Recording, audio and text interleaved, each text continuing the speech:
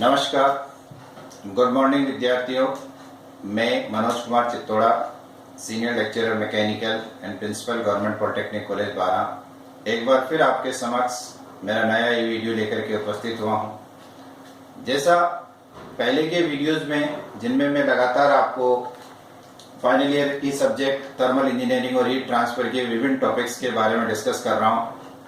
अभी तक हम जो लास्ट वीडियोस में हम डिस्कस कर रहे हैं वो स्टीम टरबाइन के बारे में डिस्कस कर रहे हैं। स्टीम टरबाइन के अंदर हमने पढ़ा था, जब पार्ट्स ऑफ स्टीम टरबाइन मैंने डिस्कस किया था तब बताया था कि ब्लेड उसका एक इम्पोर्टेंट पार्ट होता है। आज हम इस वीडियो के अंदर कि ब्लेड जो होती है उसका किस तरह से हम मटेरियल सेलेक्ट करते हैं, कौन कौन से मटेरियल होते हैं, क्या क्या प्रॉपर्टीज उसके अंदर होनी चाहिए, कितनी प्रकार के स्ट्रेसेस उसके ऊपर आएंगे, ये सब आज हम इस वीडियो के अंदर डिस्कस करेंगे। तो सबसे पहले मैं लेता हूं कि ब्लेड जो होती है बेसिकली उसके ऊपर कितनी तरह के फोर्सेस आते हैं, कितनी तरह के स्ट्रेसेस आते हैं। तो देखिएगा जो ब्लेड होती है, जैसा हमने अभी तक के वीडियोस में डिस्कस किया था कि ब्लेड जो होती है वो हाई टेम्परेचर उसके ऊपर आता है। स्टीम का हाई टेम्परेचर जो होता है वो डायरेक्टली ब्लेड के ऊपर आता है, उसकी वजह से उसके अंदर स्ट्रेसेस डेवलप होते हैं। इसके अलावा हमने ये पढ़ा कि ड्यू टू मोमेंटम चेंज की वजह से उसके ऊपर फोर्सेस आते हैं। तो जो सबसे इंपॉर्टेंट पॉइंट ये होता है कि ब्लेड को हमारे को इतनी मजबूत बनानी पड़ती है कि वो इन सारी चीजों को बियर, अब किन किन चीजों को ये बियर करे, कितनी मजबूत हम बनाए। तो जो पहला पॉइंट होता है कि high temperature and stresses due to pulsating steam load. High temperature and stresses due to pulsating steam load, अर्थात जो हाई टेम्परेचर है स्टीम का वो सहन कर सके। दूसरा ये है कि जो इंपल्सिव फोर्सेस आ रहे हैं उसको भी वो, उसके कारण जो स्ट्रेसेस डेवलप हो रहे हैं उसको वो सहन कर सके।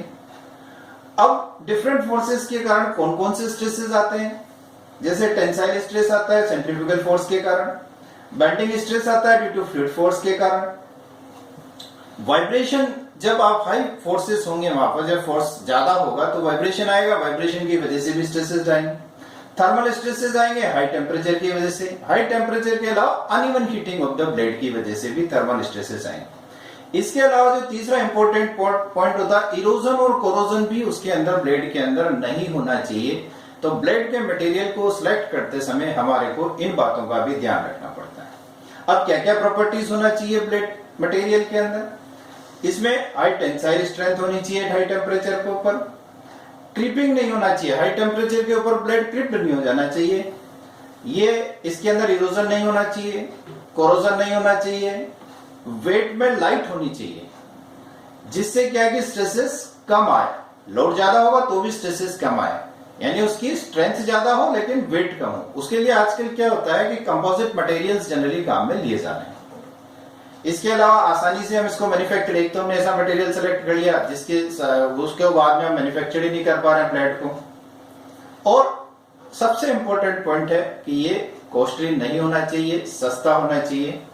अब कौन कौन से मटेरियल्स को जनरली काम में लेते हैं ब्लेड को बनाने के लिए, स्टीम टरबाइन की ब्लेड को बनाने के लिए कौन कौन से मटेरियल काम में लेते हैं। देखिएगा, ब्रास की ब्लेड बनाई जाती है।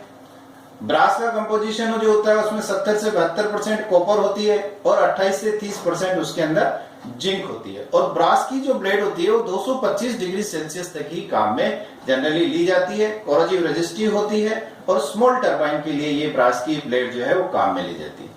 उसके अलावा निकल ब्रास की ब्लेड काम में ली जाती है। निकल ब्रास के अंदर क्या होता है, 50% कॉपर होता है, 40% जिंक होता है और 10% निकल होता है। ये भी लगभग 220 से 225 डिग्री सेल्सियस तक काम में ली जाती है और ये भी स्मॉल टरबाइन के लिए ही ये मटेरियल ब्लेड बनाने के लिए काम में लिया जाता है। उसके बाद आता है फास्फोरस ब्रांच की भी बनाई जाती है। फास्फोरस ब्रांच का जो कंपोजिशन जिसकी ब्लेड बनाई जाती है उसमें 86 से 92% कॉपर होता है, 8 से 14% टिन होता है और 1% फास्फोरस होता है। ये भी कोरोजिव रेजिस्टिव होती है। और इस प्रकार से जो ब्लेड बनाते हैं, इस मटेरियल की जो ब्लेड बनती है वो 325 डिग्री सेल्सियस तक काम में आ जाती है। मैग्नीज कॉपर की भी ब्लेड बनाई जाती है, उसमें 95 से 96% कॉपर होता है, 4 से 5% मैग्नीज होता है और कुछ स्मॉल अमाउंट जो होता है आयरन भी होता है, कार्बन भी होता है, लेड भी होता है।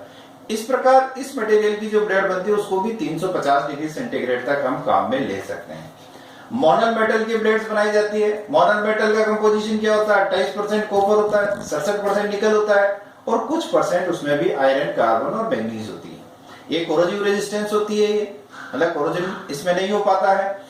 और इसकी स्ट्रेंथ जो हाई टेम्परेचर के ऊपर इस मटेरियल की यदि ब्लेड बनाएंगे तो उसकी स्ट्रेंथ बहुत ज्यादा होगी। निकल स्टील जो है उसमें नॉर्मली माइल्ड स्टील होता है और कुछ परसेंटेज यानी 3 to 5% निकल होता है और ये भी अच्छी स्ट्रेंथ होती है इसकी हाई टेम्परेचर के विरुद्ध और कोरोजन इसके अंदर भी नहीं लगता है। और जनरली निकल स्टील की ब्लेड ही जनरली जो स्टीम टरबाइन्स होते हैं उसके अंदर काम में ली जाएगी। स्टेनलेस स्टील की ब्लेड भी काम में ली जाती है। स्टेनलेस स्टील में क्या होता है? आयरन है, क्रोमियम है, कुछ परसेंटेज कार्बन है। ये भी बहुत हार्ड होती है, कोरोजन और इरोजन के प्रति गुड रेजिस्टिविटी होती है इसकी। आजकल जो ब्लेड्स बन रही है, क्योंकि हमने एक पॉइंट वहां पढ़ा था कि भाई इसका वेट कम होना चाहिए, तो आजकल फाइबर रेनफोर्स प्लास्टिक की भी ब्लेड बन रही है, कार्बन फाइबर की भी ब्लेड बन रही है, कुछ कंपोजिट मटेरियल्स की भी ब्लेड बन रही है जिनका वेट कम होता है लेकिन स्ट्रेंथ बहुत ज्यादा होती है और वो कॉस्टली भी कम होते हैं। इस प्रकार हमने देखा है कि बहुत सारे मटेरियल्स हम काम में लेते हैं। कुछ मटेरियल्स जो होते हैं वो स्मॉल टरबाइन के लिए काम में लिए जाते हैं जिनपे टेम्परेचर कम होता है। कुछ मटेरियल्स ऐसे होते हैं जो हाई टेम्परेचर के लिए काम में ली जा सकती है, यानी उनसे बनी हुई ब्लेड को हाई टेम्परेचर के हाई प्रेशर के लिए काम में ली जा सकती है। वो जनरली बिग प्लांट्स में जहां पर बड़े बड़े टरबाइन्स होते हैं वहां पर इस तरह की ब्लेड्स को काम में लिया जाता है। धन्यवाद।